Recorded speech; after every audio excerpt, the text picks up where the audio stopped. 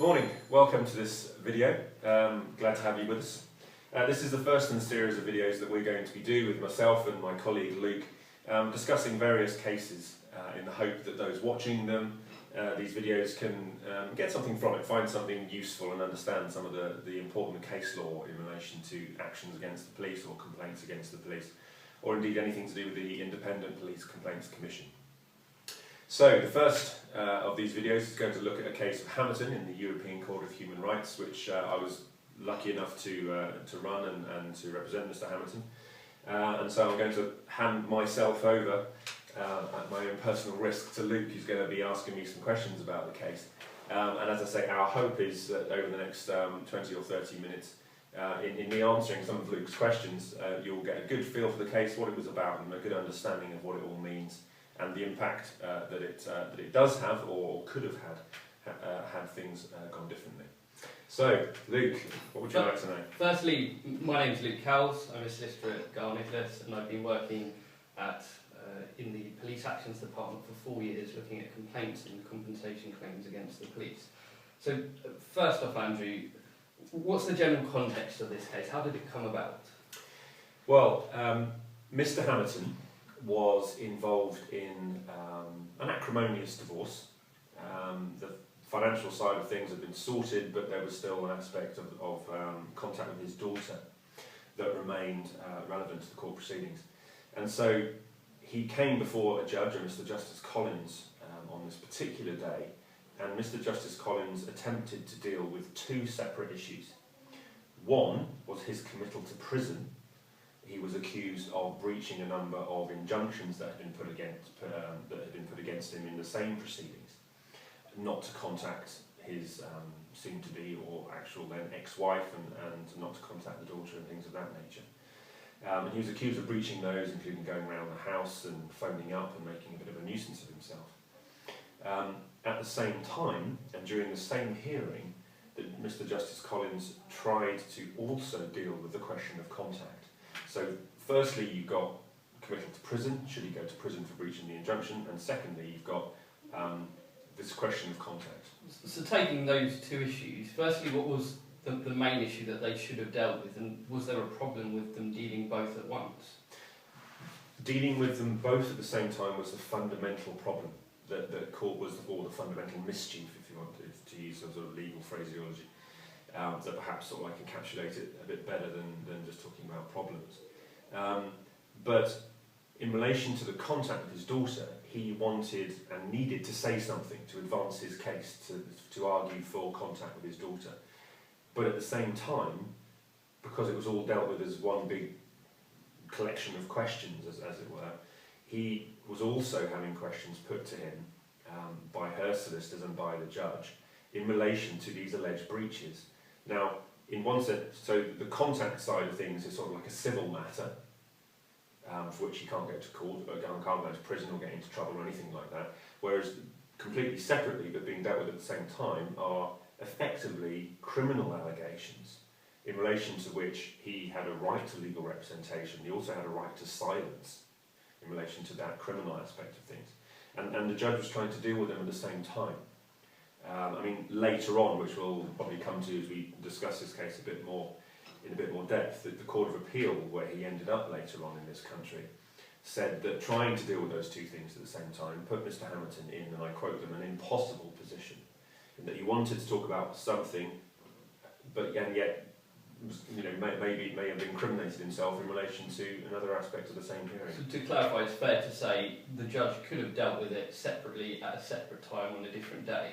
The judge also knew on the day that he had he was there unrepresented, another very, very important factor, and he was unrepresented because he had lost his legal aid.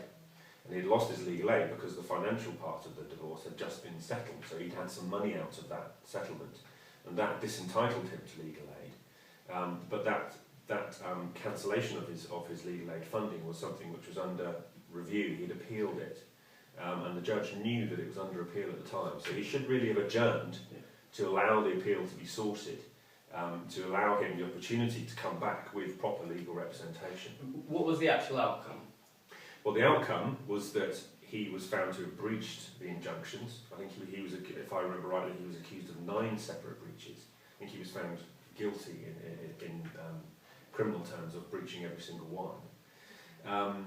And he was sent to prison, where in total he served 6.5 weeks in prison until he came out. And it was only after he came out that he then appealed sort of retrospectively against the sentence and what happened on that occasion. He was very unhappy, understandably, about what had happened to him. So in terms of the appeal, you mentioned he appealed. What happened at the appeal? Did they agree with him or did they dismiss it? Yeah, absolutely. The appeal was a procedure where he went to the Court of Appeal, and the Court of Appeal were extremely concerned about what had happened. He had some very good legal representation at the time, not us, another firm of solicitors, who helped him establish in the Court of Appeal that his Article 6 rights, his right to a fair trial, the trial effectively being what happened to him on the day when this issue of contact and breaches of the injunction were determined by Mr. Justice Collins. And so they found that a breach. They said that the procedure followed by Justice Collins on the day had been fatally flawed, that he had been entitled to legal representation in relation to the criminal aspect of what was put to him, and also found that and this is the aspect of it that I think would really have upset Mr. Hammerton, is that he denied 2 of the breaches. One of the most serious, in fact I think from memory, I think the most serious breach he was accused of was going to his ex-wife's father's house and banging on the door and making a nuisance of himself. He flatly denied that. And before getting to the Court of Appeal, when he did have legal aid, he did have solicitors, they were able to establish that the father-in-law had given a statement to the police, just flatly denying that this ever happened. And yet, because he didn't have representation, because that sort of investigation hadn't been undertaken, because he didn't have lawyers to do it for him, and he didn't even have the time to get it done because the proceeding wasn't adjourned, the Court of Appeal rightly and understandably concluded that had he had legal representation, as he should have had at the time, to help him rebut some of these allegations against him, it is inevitable, they felt, that this sort of disparity or problem in the evidence would have been thrown up. It would have been understood by the court. Did they give any indication what would have happened in the alternative had he had representation? Yeah, would he have gone to prison anyway? They found that he would have still gone to prison for breaches, some of the breaches which he openly accepted.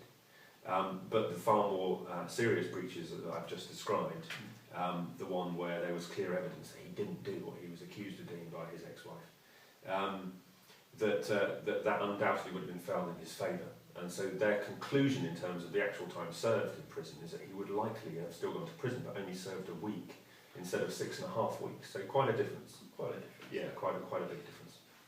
So once he's gone to the Court of Appeal, they've agreed with him and said that potentially you may have only served a week had you had legal representation at the time.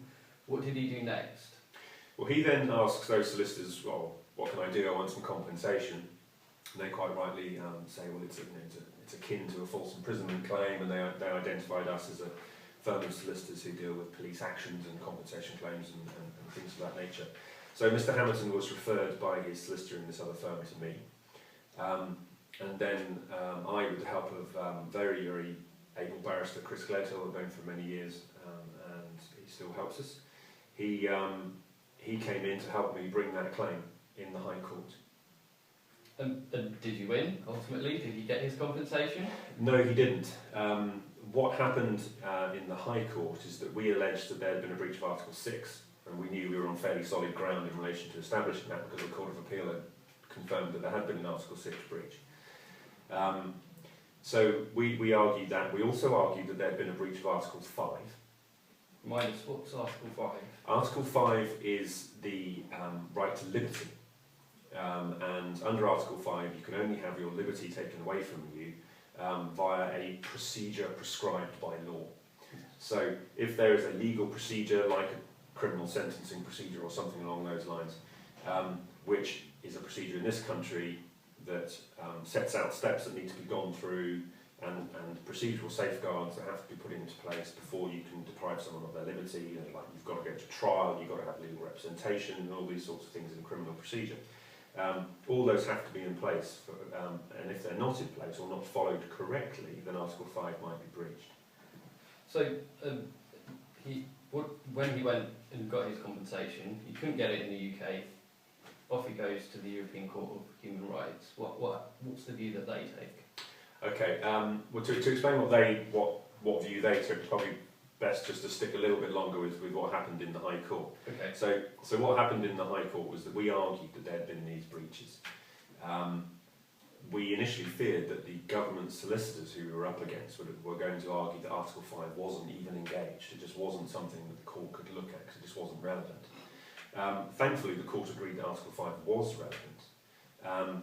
And the reason why that is so fundamentally important is that, and this is one of the key issues that this case touches upon, is that to all intents and purposes, judges in this country are immune from suit. You can't sue judges, and that's exactly effectively what we were trying to do, was to sue Her Majesty's Court Service for the actions of Justice Collins during this particular hearing. Blaming the judge, saying he got it so wrong, that we should get some damages. Now, the Human Rights Act sets out explicitly the circumstances in which you can get damages against a judge or Her Majesty's Court Service for a judicial act. And it says that you can only get damages if that judicial act is in bad faith. In other words, they deliberately did something, or we had no evidence to suggest that. As in this case, the judge may not have followed the procedure correctly, but that wasn't out of malice. It wasn't out of absolutely. Yeah. Yeah. So we were never going to establish malice. So that option was not there for us.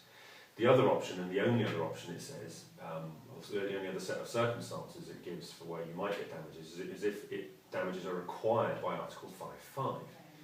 Now, Article 5.5 says that damages must be awarded in essence where there has been a breach of Article 5. So that's why we were looking at Article 5 so carefully in the High Court here. So that would have been your route to obtain compensation? Yeah, it was our route round the back of this immunity from suit that judges have in this country. So moving on to answer your question, when we got to Europe, of course, aren't constrained by the Human Rights Act. So they don't have the Human Rights Act saying, well, you can only give damages for a judicial act if it's in bad faith or required by Article 5.5. So to a degree that they are more free to actually make a decision Absolutely. About all the matters rather than being constrained by domestic law in this case. So again, perhaps not surprisingly, because it was the High Court here agreed there had been an Article 6 breach. The Court of Appeal in the family proceedings prior to our compensation claim in the High Court had also agreed there had been an Article 6 breach. It's not surprising that they also found an Article 6 breach. So up until now, he's got the declarations of a breach, but he hasn't actually obtained compensation for that breach. Yeah, he couldn't get the money in this country because the Human Rights Act says he couldn't, and the High Court didn't find an Article 5 breach. So, and as a result, he was never going to get money in this country. So yes, they found the Article 6 breach, and they gave him compensation for the Article 6 breach, something which he couldn't get in this country. How much did he get? He received €8,400. So it's about £6,500. And they award, and the judge in the High Court in this country had indicated that had he awarded damages, £6,500 would have been what he would have given for the extra 5.5 weeks that he spent in prison. So it's a similar amount, whether it would have been UK or here. Yeah. In terms of the Article 6, he got compensation for that. What happened in regards to Article 5? Well, the Article 5, we lost, but we only lost by 4 votes to 3. So on this... Just to clarify, that's 4 judges basically said, no, you can't have compensation.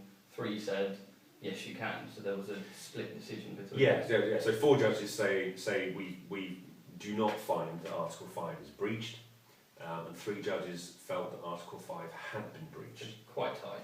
It was a tight decision. I mean, from Mr. Hammerton's point of view, it's somewhat academic. Whether they found an Article 5 breach or an Article 5 and an Article 6 breach, or as they did just an Article 6 breach, the reality is that he was going to get compensated for the extra 5.5 weeks. Okay. So he would have got the same amount in damages whether it was 5 and 6 or 6 alone? Yeah. It's just a shame from the point of view of other potential claimants in the future, and an academic shame from our point of view as lawyers, they didn't find that Article 5 breach. Because had they found an Article 5 breach, had we just had one judge come to the other side and it had been 4-3 in our favour, this case of Hammerton would now be a European court authority for the type of circumstances that breach Article 5, which therefore give people in this country the right to say, well, look at Hammerton, there was an Article 5 breach as a result of a judicial act in Hammerton, therefore we think our case is similar to that, therefore we should be able to get damages notwithstanding the requirements in the Human Rights Act.